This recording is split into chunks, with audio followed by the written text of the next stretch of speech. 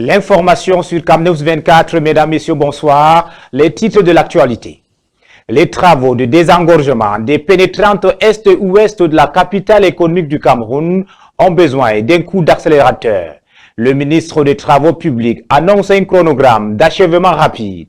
Les précisions dans ce journal. Présidentielle 2025, le candidat du parti de l'Alliance libérale a choisi la ville de Bamenda pour sa première descente sur le terrain. Malgré le climat d'insécurité, Ateki Seta a tenu à rencontrer les populations du Nord-Ouest et à présenter les grandes lignes de son projet politique. Voilà pour les titres.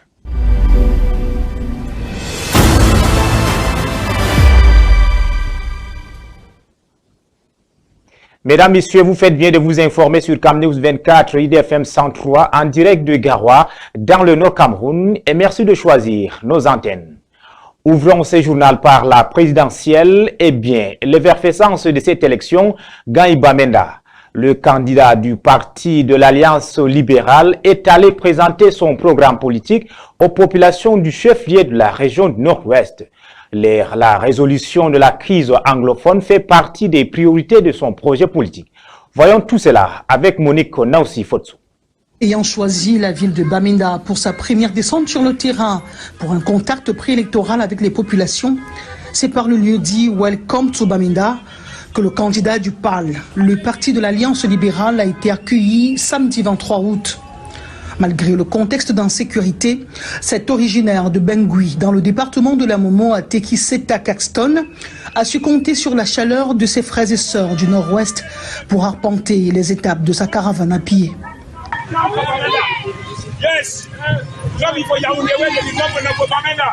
De Upstation en passant par Mobile Quen, Gwen Johnson et City Chemist Roundabout, le diplômé de lyrique de passage à Commercial Avenue a partagé la douleur des commerçants du dernier incendie du marché central de Bamenda.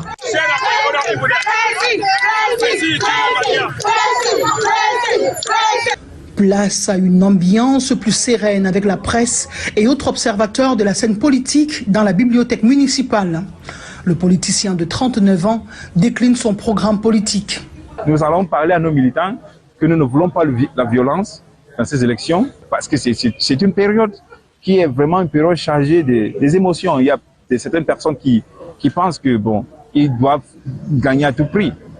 Afin d'avoir une élection libre et transparente, Ateki Seta Caxton interpelle Elecam et les pouvoirs publics à prendre leurs responsabilités. Et je les interpelle maintenant pour qu'ils s'assurent que ces élections se passent dans toutes les localités au Cameroun sans problème. Il faut que ces élections soient crédibles, soient intègres. Il faut que ces élections se passent en paix. Le prétendant à la magistrature suprême compte résoudre la crise sécuritaire pendant ses 100 premiers jours, a tout dit. Quoique restant ouvert à une coalition en y allant avec le problème anglophone comme préoccupation majeure dans la mallette.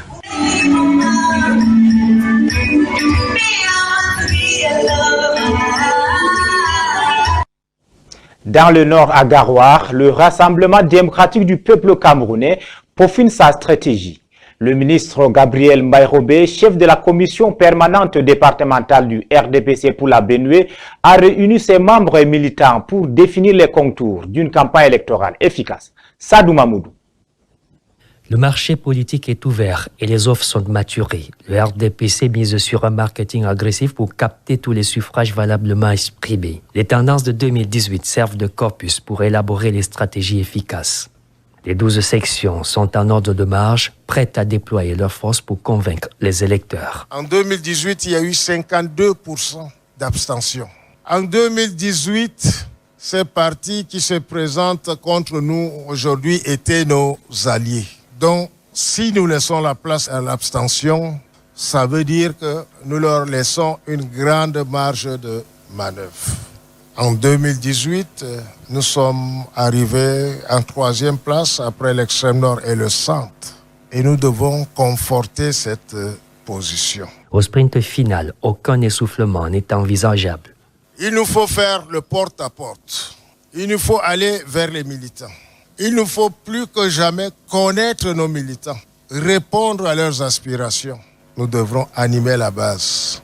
Donc, je vais visiter les 12 sections. La bataille électorale sera rude, mais les militants sont prêts. Travaux publics, nous vous le disions en titre, l'engorgement des pénétrantes est-ouest de la ville de Douala.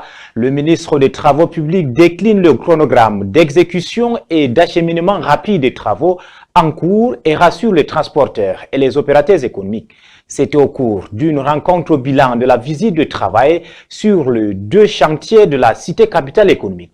Les détails avec Rodrigue Bertrand-Thienou. Entrée ouest de la ville de Douala, des files interminables de véhicules, pare-choc contre pare-choc, poirotent dans les bouchons et les usagers sortent de temps en temps de leur gond. Tout quitte de Beko, quand on dit un rang, si c'est un rang, ça va rester jusqu'à Souza. 6 heures, 7 heures de temps. Vendredi, on a fait 12 heures de temps.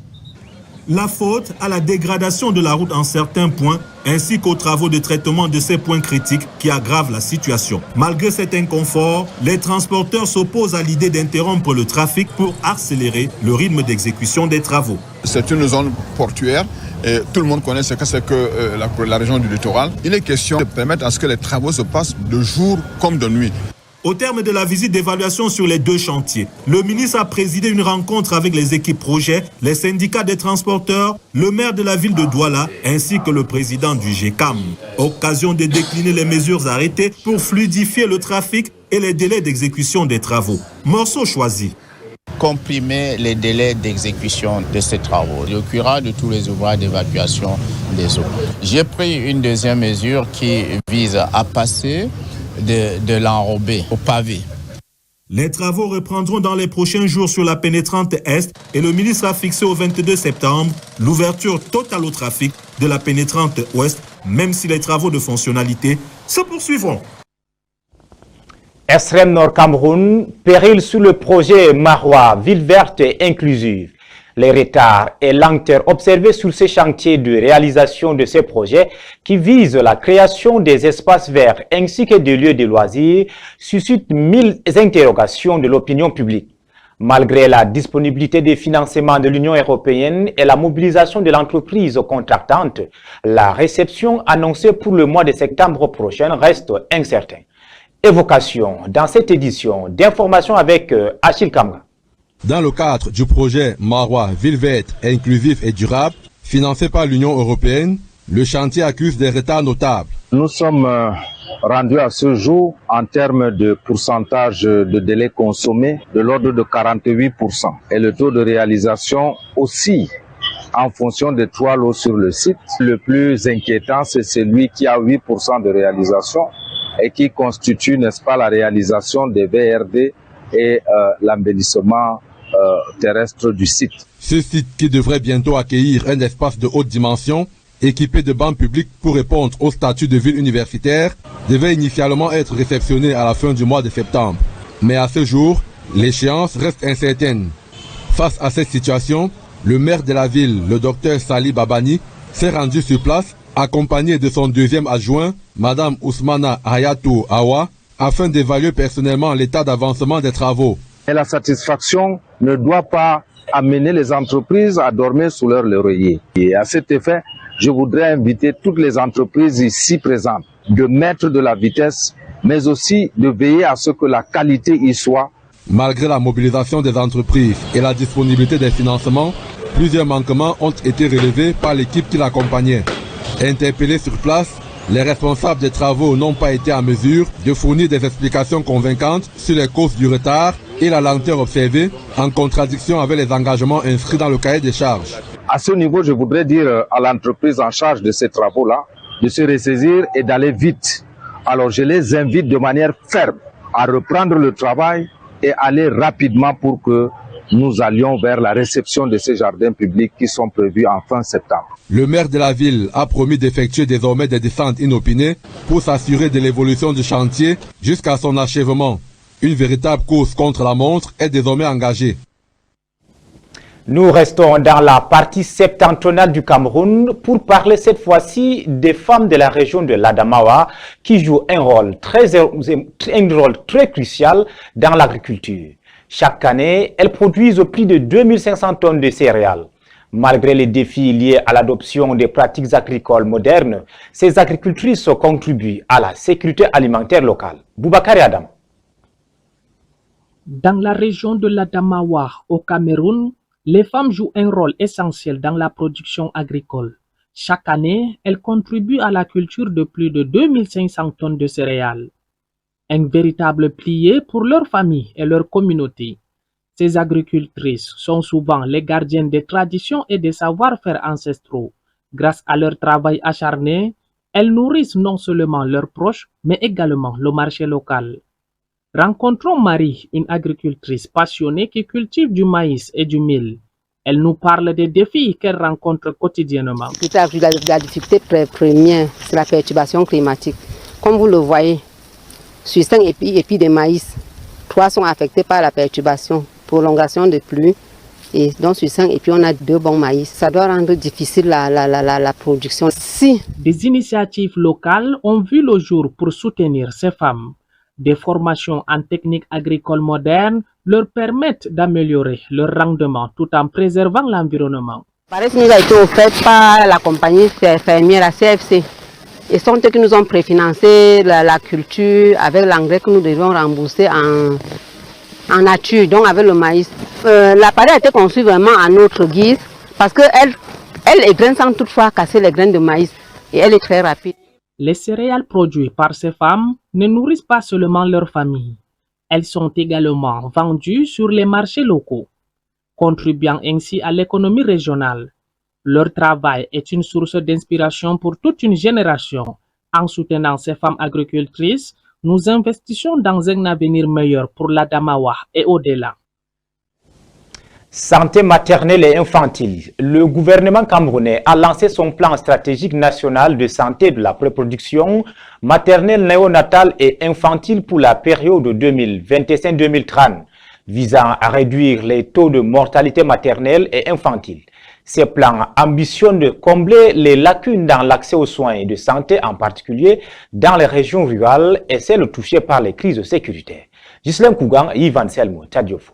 La santé maternelle, infantile et nutritionnelle fait partie intégrante des objectifs de développement durable ODD, notamment l'ODD 3, qui s'attelle à la santé et au bien-être de tous à travers une prise en charge nettement améliorative de la santé procréative, maternelle et infantile, en réduisant significativement les principales maladies mentales, environnementales et transmissibles ou non transmissibles. C'est ainsi que le Cameroun a élaboré, avec le concours du Centre africain de contrôle et de prévention des maladies, et de ses partenaires, son plan stratégique national pour l'amélioration de la santé maternelle, infantile et nutritionnelle sur la période 2025-2030. Lancé le 13 mars 2025, ce plan s'inscrit en droite ligne des efforts généraux fournis pour atteindre les objectifs de développement durable. Cette boussole insiste sur la couverture santé universelle à travers le chèque santé, la gratuité du traitement du paludisme chez les enfants âgés de moins de 5 ans et l'accès aux soins de santé reproductive pour les adolescents, les jeunes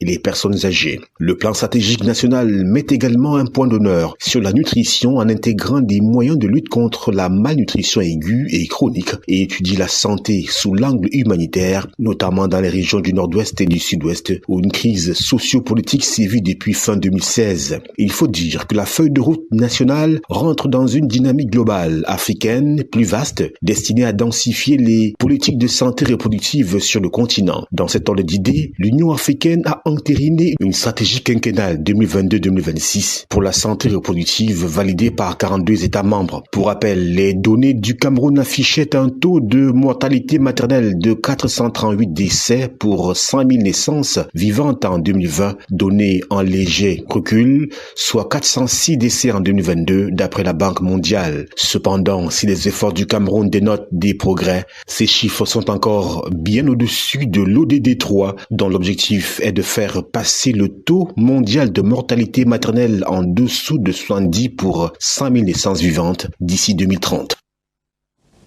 Ouvrons à présent la page découverte de ce soir qui nous conduit sur l'une des 7 collines de Yaoundé, le très mystique Mont Elumden. Suivons notre guide Raoul Christophe Mia.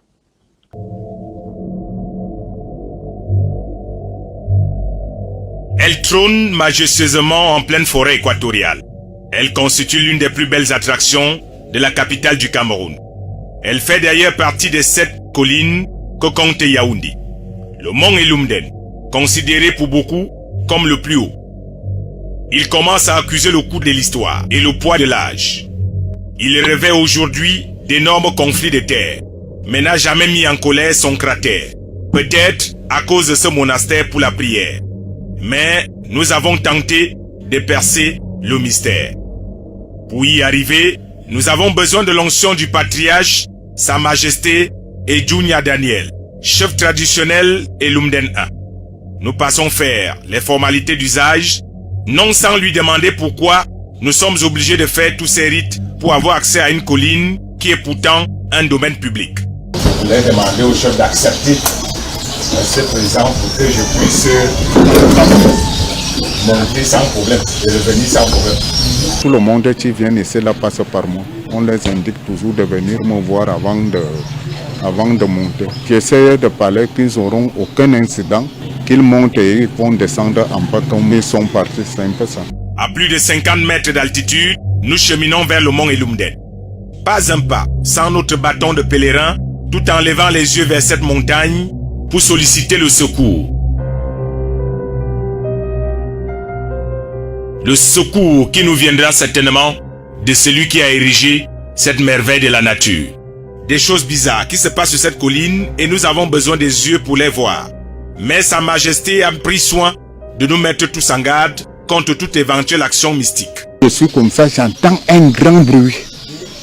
Un grand bruit, comme le fusil. L'arbre commence à danser. Je me place là, je ne fuis pas. Avec quels yeux il voit? Moi, c'est avec... les yeux du baptême. Moi, je vois ça normal. Je suis un patriarche.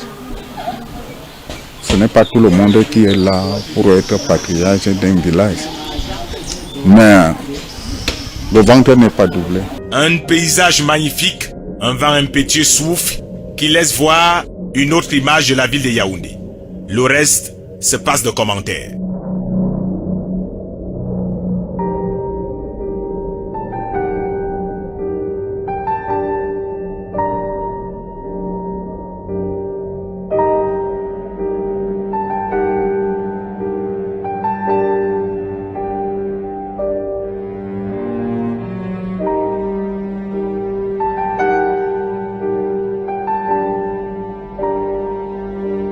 Pour aller jusqu'au sommet, on se ceint les reins, prendre ses 2 jambes et assumer sa jeunesse. Voici un ancien combattant, devenu malgré son âge, un grand spécialiste des montées des monts. Il est à sa 7e montée au mont Elumden, après une longue carrière au mont Cameroun et qui a même tenté le mont Kilimandjaro en Tanzanie. Dans les endroits pareils, quand tu te perds sur 50 mètres, tu peux te retrouver à 5 km. Parce que tu as raté la piste. Le mont Elumden est pour beaucoup un lieu de pèlerinage, pour tous ceux qui offensent Dieu et qui viennent lui parler ici au sommet et redescendre, recommencer. Ayant parcouru cette colline, il nous est difficile de pécher à nouveau. Si le mont Elumden est une merveille touristique, un mont mystique et un patrimoine épique, mais qui est aujourd'hui un danger naturel pour les populations environnantes. Mais c'est quand il y a danger quelque part que les Camerounais font la sourde oreille. Plusieurs commencent à rapprocher dangereusement leurs habitations sans craindre une éventuelle catastrophe. Le terrain commence curieusement à se vendre ici, et si personne ne fait rien, d'ici une dizaine d'années, le mont Elumden sera un mont de maisons.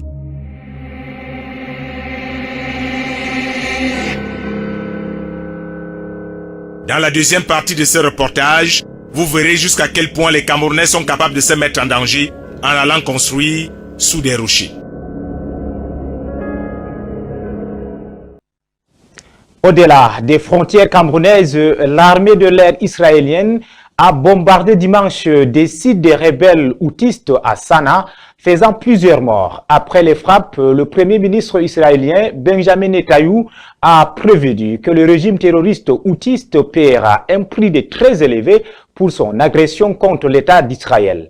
Alors que les houtistes ont averti qu'ils riposteront à l'attaque israélienne. Suivons le récit de Gaël Fonseca. Dans la capitale yéménite, une énorme boule de feu suivie d'un épais panache de fumée noire. Israël a frappé Sanaa, faisant plusieurs morts et quelques dizaines de blessés. Une représaille aux attaques menées par les Houthis contre le territoire israélien. Le Premier ministre Benjamin Netanyahou affirme avoir attaqué des cibles stratégiques comme le palais présidentiel, la centrale électrique de la ville et les réservoirs de carburant qui l'alimentent. Le régime terroriste Houthi apprend à ses dépens qu'il paie et continuera de payer un prix très lourd pour son agression contre l'État d'Israël. Quiconque nous attaque, nous l'attaquons. Quiconque prévoit de nous attaquer, nous l'attaquons. Je pense que toute la région est en train de découvrir la force et la détermination de l'État d'Israël. Depuis octobre 2023, les Houthis mènent des opérations contre Israël, déclarant agir en solidarité avec les Palestiniens de Gaza. Le groupe rebelle a attaqué des navires commerciaux dans la mer Rouge et lancé des drones et des missiles en direction d'Israël. Vendredi, selon les médias israéliens, les Houthis en auraient tiré un nouveau type équipé d'une ogive à fragmentation qui se serait désintégrée en plein vol. L'accalmie des frappes n'est pas à l'ordre du jour. Nous ne cesserons pas de soutenir Gaza, même si toutes nos villes deviennent comme Gaza, et jusqu'à ce que nous infligions à l'ennemi ce qu'il a infligé à Gaza et à ses habitants, ou que nous rejoignions les martyrs honorables de Gaza pour rencontrer Dieu avec des visages purs. Nous poursuivons nos opérations jusqu'à l'arrêt de l'agression contre Gaza et la levée du blocus qui pèse sur elle. De son côté, après avoir réaffirmé le maintien du blocus aérien et naval, le ministre israélien de la Défense, Israël Katz, a averti que les Houthis paieraient pour chaque missile qu'ils lanceraient sur l'État hébreu. Fin du 20h sur Camnews 24 et IDFM 103 en direct de Garoua dans le Nord Cameroun. Merci pour votre fidélité. Restez en compagnie de nos programmes qui se poursuivent. Excellente soirée à tous.